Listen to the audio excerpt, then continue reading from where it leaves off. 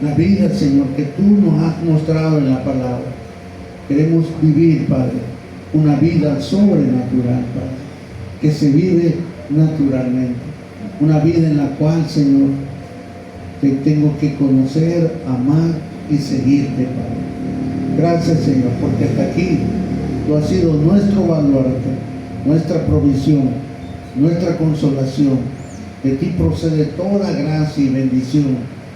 Y por eso, Señor, en esta hora te decimos gracias, Padre. Bendice tu palabra, bendice nuestras vidas. Que sea tu Espíritu Santo, Padre, el que nos revele estas verdades eternas, Padre. En Cristo Jesús. Amén y amén. Una vida sobrenatural. En el Salmo 34, el salmista hace una de las declaraciones más osadas y determinantes que marcan la vida de un hombre que conocía a Dios. Conocer a Dios, hermano, en el intelecto es bueno, pero conocer a Dios en la experiencia es excelente. Y David pasó de un conocimiento intelectual a un conocimiento de experiencia. Y es ahí, hermanos, donde conocemos a Dios, disfrutamos a Dios y vemos su poder sobrenatural. De hecho, la relación que David tenía con Dios es la que la iglesia debe tener con el Señor. ¿Por qué? Porque determina, hermano, en quién hemos creído, a quién estamos siguiendo y cuánto le amamos. No podemos tener una relación a distancia con el Señor. No. Necesitamos tener una relación viva, personal e íntima. En el Salmo 34, David dice algo bien importante en el versículo 1. Bendeciré a Jehová en todo tiempo. Su alabanza estará de continuo en mi boca. Estas palabras determinan carácter, determinan determinación.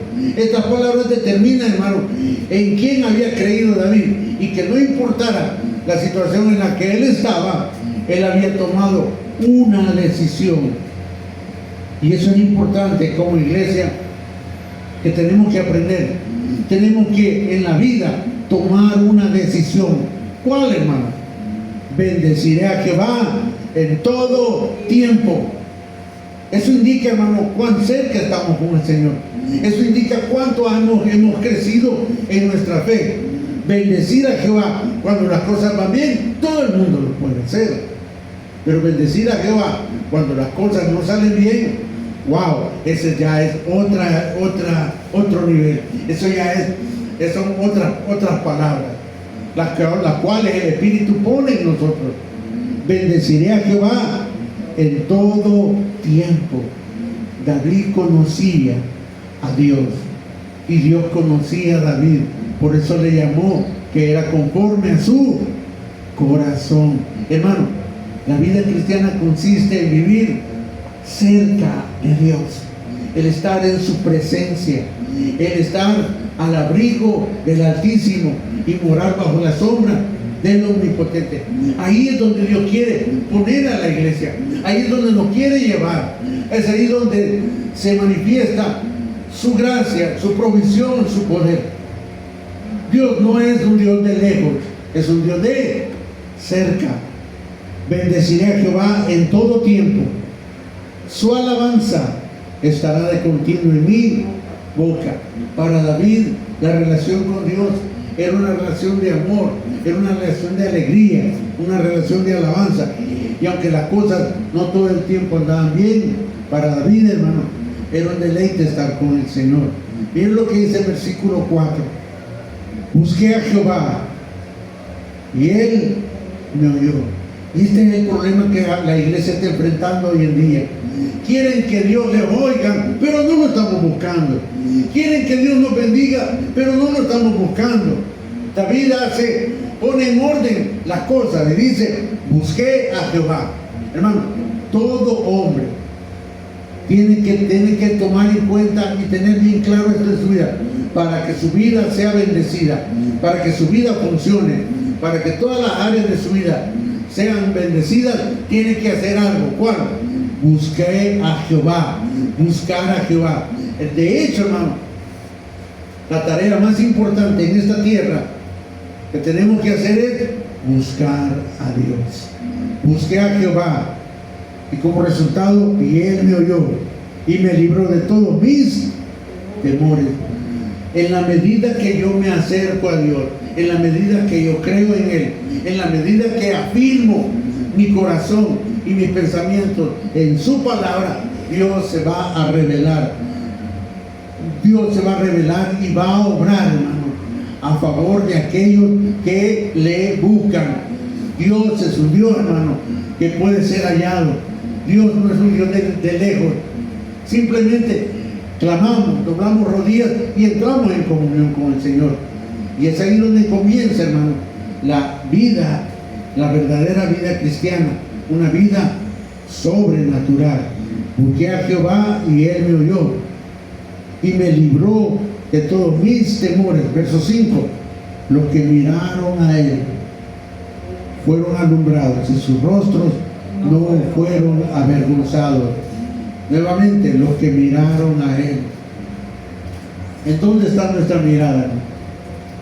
En los problemas, en el día de mañana, en lo que tenemos. Cambiemos nuestra mirada. Si cambiamos nuestra visión, va a cambiar nuestra circunstancia. Porque, hermano, nuestra vida no depende del día de mañana, ni de lo que tenemos. Nuestra vida depende de nuestra comunión con el Señor. Nuestra vida depende de poner nuestros ojos en el Señor. Nuestra vida va a ser edificada, perfeccionada, en la medida que yo me acerco al Señor, en la medida que hago de Él, hermano, mi motivo de vida, construir mi vida en la roca que es Cristo, hermano, es la mejor decisión que podemos hacer. Y esto tiene que ser todos los días de nuestra vida. Obviamente tenemos que reconocer nuestra condición. Uno de los problemas del ser humano es algo que se llama orgullo. Si algo impide al hombre buscar a Dios, es orgullo. Por eso David, mira lo que dice en el versículo 5. Versículo 6, perdón. ¿Qué dice? Este pobre clamó y le oyó Jehová y lo libró de todas. Oiga, estamos hablando de alguien que era rey de Israel. Y David delante de Dios dice, este pobre clamó. Este hombre necesitado de ti. David llegó a entender que fuera de Dios, él era un pobre. Y estando en Dios, él era poderoso. Mire la diferencia. Estando lejos de Cristo, necesitamos de todo. Somos pobres. Estando lejos de Cristo, necesitamos todo. Estando con Cristo, lo tenemos todo. ¿Cuál es la diferencia? ¿Qué tengo que hacer para poder decir eso? Algo que nos va a doler. Quitar nuestro orgullo. ¿Qué es lo que sostiene al hombre hasta el día de hoy? Su orgullo. Y la pregunta es, ¿a dónde ha llevado al hombre a su orgullo? La historia nos demuestra que el hombre, en su afán de querer ser algo, ha perdido la esencia de su vida, que es Dios. El orgullo nos ciega. El orgullo pone palabras que no son nuestras. El orgullo nos hace hacer cosas que no debemos de hacer. Hermano, el orgullo nos lleva al fracaso, pero no lo queremos soltar. El ser humano no quiere soltar su orgullo porque dejaría de ser lo que es. Y la pregunta es, ¿qué es el hombre sin Dios? Cuando el hombre encuentre una respuesta a eso, entonces va a estar en Dios. Y David encontró eso y dice, este pobre clamó. Si el hombre viera realmente cuál es su condición, correría a Dios. Si el hombre descubriera realmente cuál es su condición, correría a Dios. Pero ha sido engañado por él mismo, ha sido engañado por el mundo, ha sido engañado por el enemigo. Porque, hermano, ¿cuál es el propósito del enemigo? Alejarnos de Dios, alejarnos de la palabra, alejarnos, hermano, de lo que constituye nuestra vida. Todo lo que podamos conseguir o obtener, hermano, es a través de Dios. Y aún el hombre que no reconoce a Dios, lo que tiene Dios se lo ha dado. ¿Por qué? Porque Él es el dueño de todo lo que hay en el mundo. Él es el dueño del oro y de la plata, Él es el dueño de todo. Cuando el hombre reconoce que no tiene nada, entonces busca a Dios. Pero el hombre cree que es algo, cree que tiene algo. El problema es cuando llega al final de su vida y llega con las manos vacías. Porque toda su vida, sus manos, su corazón y su mente estuvieron vacíos de la única realidad y de la única verdad que el hombre debe de conocer desde que nace, y es a Cristo. La mejor decisión después de nacer y vivir en esta tierra es seguir a Cristo, conocer a Cristo, amar a Cristo, establecer en Él, un hermano, el referente de su vida. Y ahí comienza una vida sobrenatural. Ahora, ¿pero qué tenemos que hacer, hermano? ¿Qué tenemos que hacer? Lo que dice el versículo 1. Bendeciré a Jehová en todo tiempo. ¿Qué es lo que tenemos que hacer? Reconocer que todo lo que tenemos, Dios nos lo ha dado. Como dijimos hoy en la mañana, ¿cuál es el todo de la vida cristiana? Corra a 1 de Juan, capítulo 5, versículo 12. 1 de Juan, capítulo 5, versículo 12. Mire lo que dice. El que tiene al Hijo tiene la vida. El que no tiene al Hijo de Dios no tiene la vida. Palabras radicales. Palabras, hermano, radicales que cambian por completo la perspectiva que el hombre tiene de sí mismo. El hombre quiere hacer su vida fuera de Dios. El problema es que está muerto. Mira lo que dice: el que tiene al Hijo, el que tiene a Jesucristo en su mente, en su corazón, en su espíritu y en cada área de su vida, el que tiene al Hijo tiene la vida. ¡Wow! El que tiene al Hijo tiene la vida. Lo más importante es la vida. Lo que de ahí comienza toda nuestra bendición. ¿De qué nos sirve tener todo si no tenemos vida? Hay una diferencia entre existir y vivir. La existencia es efímera, es corta, es el tiempo que vamos a vivir en esta tierra. La vida habla de una sucesión, habla de la eternidad, habla del tiempo aquí en la tierra y de seguir viviendo más allá, después de que dejemos la tierra. Pero ¿cuál es la diferencia? ¿Qué es lo que hace la diferencia entre la vida y la muerte? El Hijo de Dios, el que tiene al Hijo como su Señor, como su roca, como su galardón, como su prenda más preciosa, como su tesoro más grande, el que tiene al Hijo, no como un amuleto, no como un concepto religioso, sino que el que tiene al Hijo como el todo de su vida. Hermano, desde que nos levantemos hasta acostarnos, nuestra vida tiene que ser Cristo. Toda nuestra vida tiene que expresar a Cristo. Y esto, hermano, indica que algo está ocurriendo en nosotros.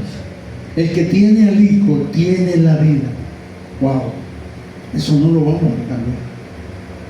Muchos creen que vamos a disfrutar la vida. Hermano, ¿qué va a disfrutar si no lo tiene? Vamos a disfrutar la poca existencia que tenemos. La gente cree que tenemos que gozar, disfrutar, reír y hacer fiesta. Es simplemente gastar en nuestro tiempo. Nuestra fiesta, nuestra alegría, nuestra diversión, nuestro gozo es Cristo. Y obviamente nos va a permitir disfrutar ciertas cosas, pero ¿cuál es el orden? Dios primero. Si en cada una de las áreas de nuestra vida establecemos a Dios como el principio, como el centro de nuestra vida, todas las demás cosas van a funcionar en su orden. El que tiene al Hijo, la iglesia se caracteriza por eso. Aparte de la religión tiene muchas cosas, ¿verdad? La religión tiene programas, tiene dogmas, tiene edificios, tiene teología, tiene enseñanza. La religión tiene muchas cosas, pero le falta una cosa, que es vida.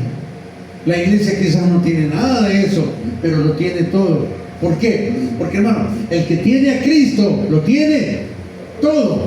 El que no tiene a Cristo, y aunque tenga todo, no tiene nada.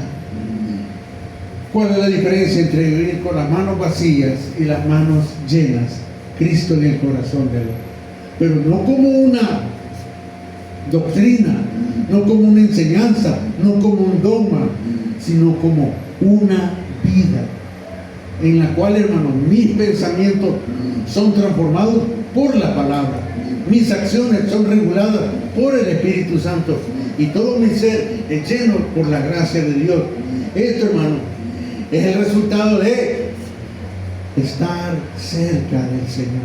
Él no pide que hagamos cosas. De hecho, hermano, el éxito de la vida cristiana no consiste en lo que hacemos para Cristo, no, sino en lo que Cristo está haciendo por nosotros. No es lo que le doy a Él, es lo que Él me está dando, porque Él quiere, hermano, hacer su habitación adentro de mí. Él quiere vivir dentro de nosotros, para que todo lo que hagamos sea para Cristo, sea Cristo y sea por medio de Cristo. No podemos obviar, hermano, el hecho de que quizás lo más difícil para vivir la vida cristiana, el obstáculo más difícil para la vida cristiana, hermano, somos nosotros mismos.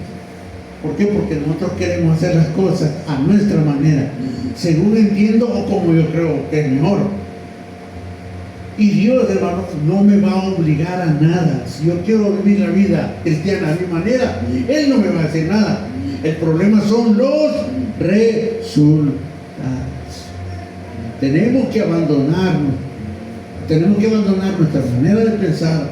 Tenemos que abandonarnos a lo que nosotros somos y vestirnos del Señor, llenarnos de su gracia y permanecer a sus pies.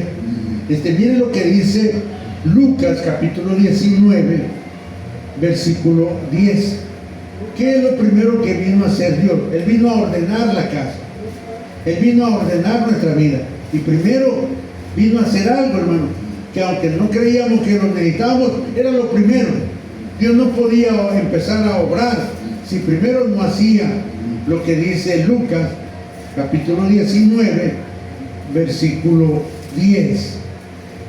Dice así: porque el Hijo del Hombre vino a buscar y a salvar lo que se había perdido. Para que Dios comience a obrar en nosotros, primero tenemos que reconocer que lo necesitábamos a Él. Estábamos perdidos. Él vino a buscar y salvar, porque el Hijo del Hombre vino a buscar y a salvar lo que se había perdido. Cuando lo ha recuperado, cuando lo ha obtenido, entonces comienza la obra de restauración y de edificación. Pero primero tiene que salvarnos. Y esa obra de salvación tuvo un precio, la cruz. Para ser salvados, para ser salvos, Él tuvo que morir en la cruz, derramar su sangre y podernos obtener. No había otra manera. El precio de nuestra salvación era su sangre. Cuando Él nos ha salvado, entonces comienza la obra de perfeccionamiento en nosotros. El problema es que el hombre no cree que está perdido y no cree que necesita a Dios, y ese es el gran problema. Mientras el hombre no entiende que está perdido y que necesita a Dios, está muerto. Porque el Hijo del Hombre vino a buscar y a salvar. Él no vino a otra cosa, vino a buscar y a salvar lo que se había perdido. Y con eso que ha salvado, y con eso que se había perdido, hermano, Él va a edificar su iglesia. Hermano, el plan de Dios no solo era redimirnos, sino conformarnos a la imagen de su Hijo. No solo nos rescató, sino que nos está transformando a su imagen. Miren lo que dice Efesios capítulo 4, versículo 22. Ok, el Señor ya nos salvó. Ahora, ¿qué va a hacer? Efesios capítulo 4, versículo 22. Dice así: en cuanto a la pasada manera de vivir, despojaos del viejo hombre que está contaminado conforme a los deseos engañosos y renovaos en el espíritu de vuestra mente. Ok, Cristo ya me salvó, ahora ¿qué va a hacer? Verso 24: y vestidos del nuevo hombre creado según Dios en la justicia y santidad de la verdad. Eso es lo que se reveló en la cruz del Calvario.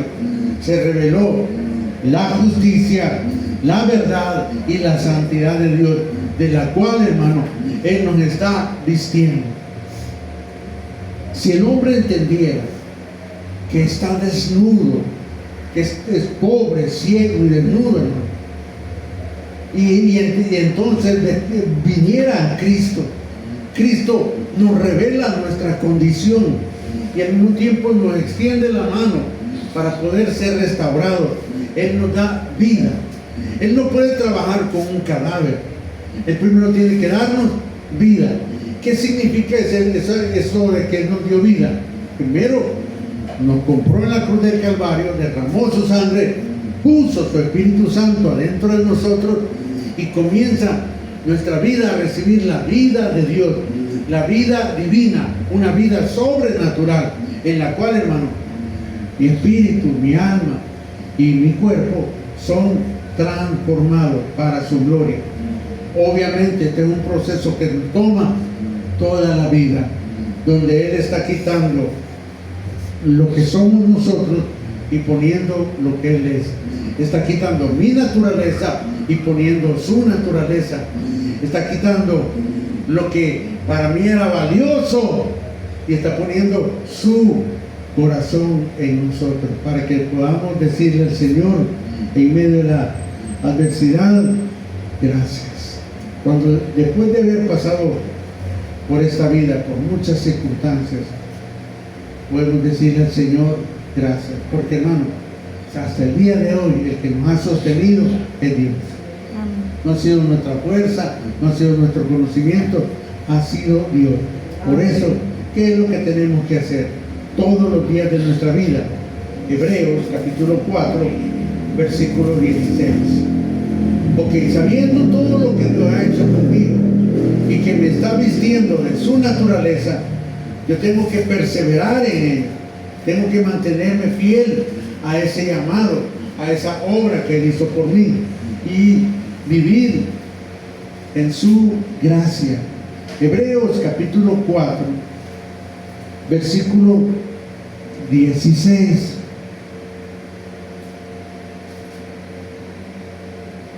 Acerquémonos pues confiadamente al trono de la gracia para alcanzar misericordia y hallar gracia para el oportuno socorro. Tenemos acceso directo a la presencia del Señor. Solo eso, hermano, es poderoso.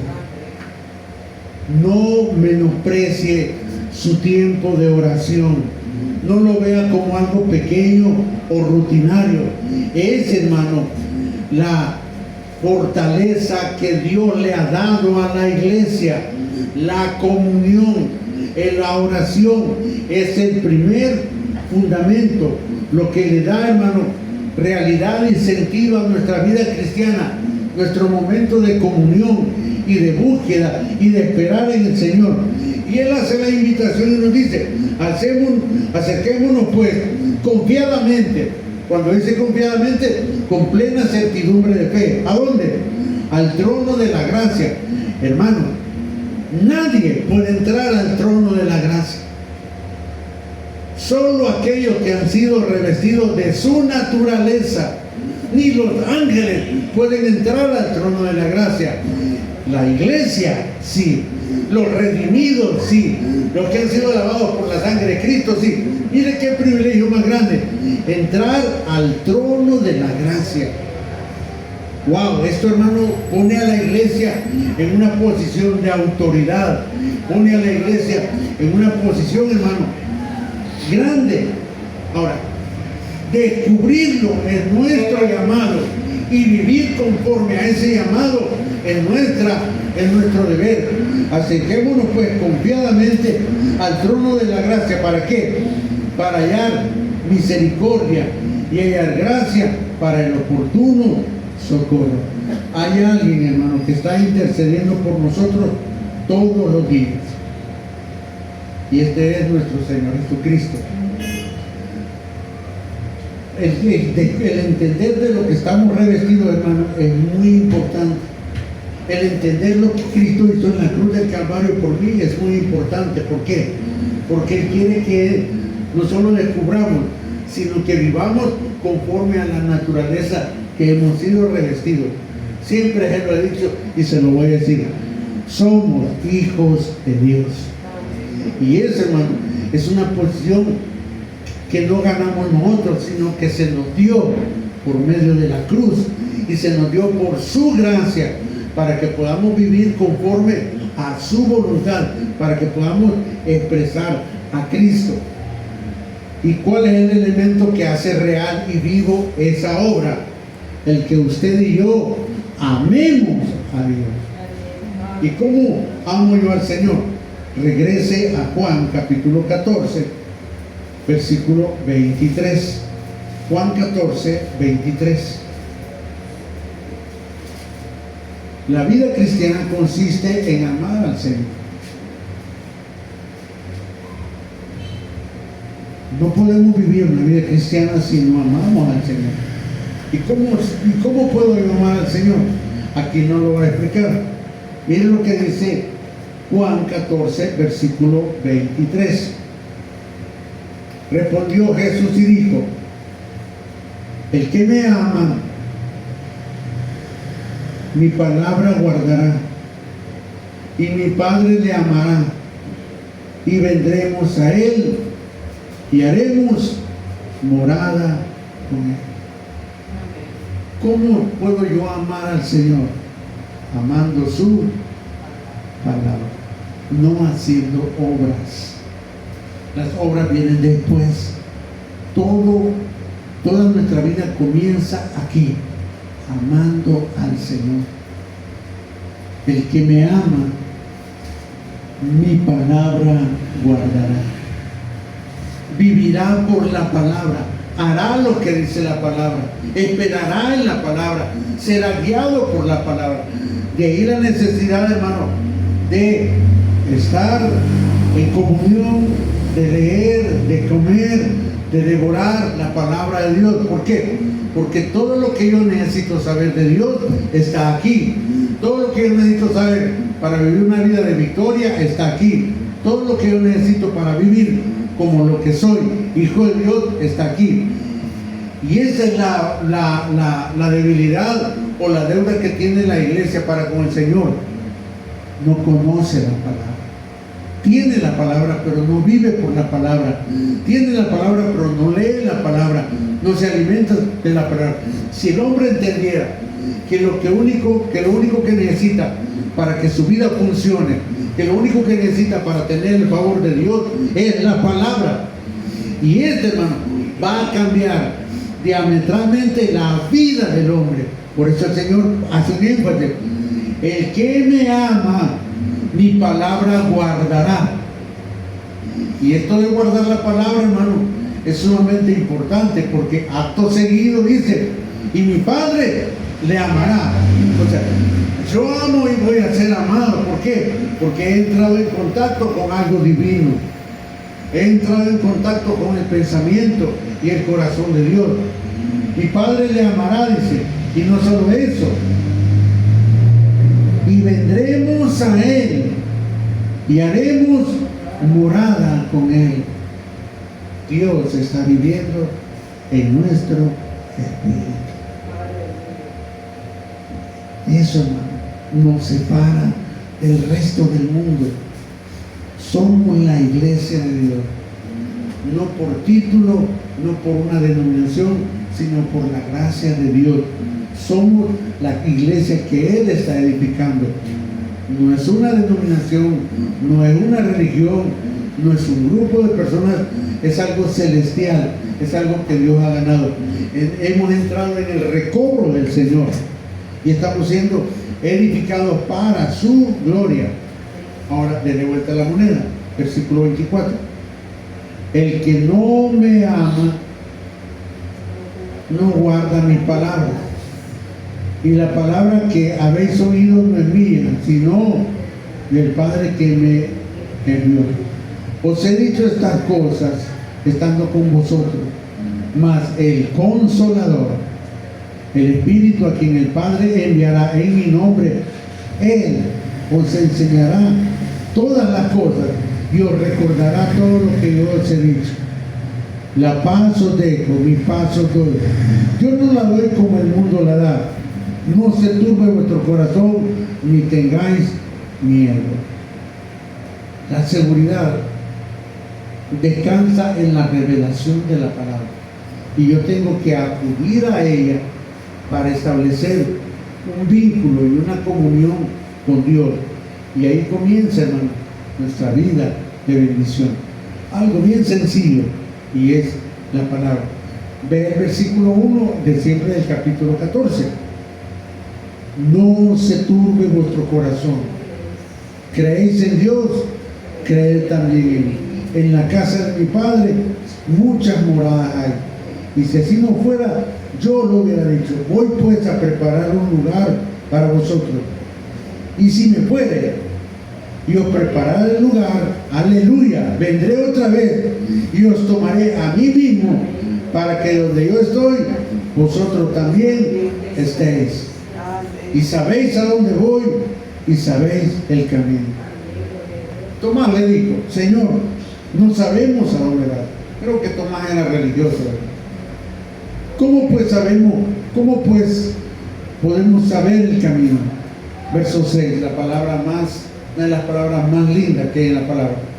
Jesús le dijo: yo soy el camino y la verdad y la vida. Nadie viene al Padre sino por mí. El que tiene a Cristo lo tiene todo. Tiene el amor del Padre, tiene la posición en el reino, tiene la gracia de que no solo vamos a la eternidad, no, sino que estaremos con Él, seremos uno con Él. Y algo más lindo, Él se casará con nosotros. Somos la iglesia, somos la novia del Cordero. No podemos dejar de lado este principio, porque si obviamos esta verdad, hermano, vamos a ser traspasados de muchos dolores y de mucha confusión.